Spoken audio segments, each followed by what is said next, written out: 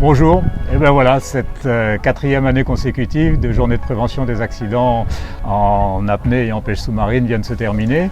On avait 31 inscrits, on avait dans les intervenants ce matin des gens de qualité, Amandine Gonzalez, championne d'Europe 2024 en pêche sous-marine, championne de France 2023.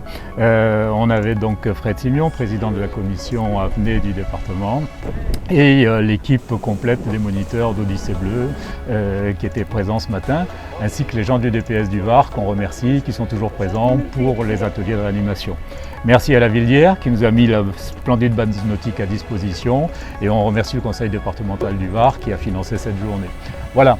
Fred, tu veux nous parler un peu techniquement? Comment ça s'est passé? Bon, à la suite, les conférences étaient très intéressantes ce matin, il y a eu des débats, il y a eu des échanges, donc c'était très instructif.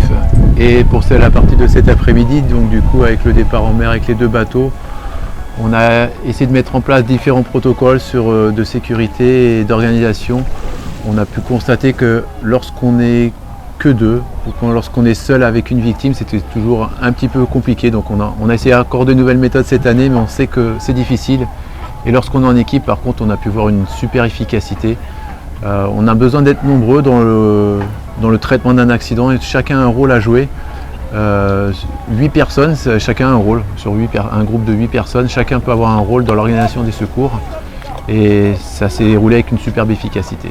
On peut dire qu'il faut beaucoup d'humilité, qu'on soit plongeur expérimenté, qu'on soit plongeur débutant, eh bien il faut se confronter à la réalité. Les pratiques individuelles ce matin, les pratiques en équipe l'après-midi, et le refaire au minimum une fois par an, c'est la moindre des choses.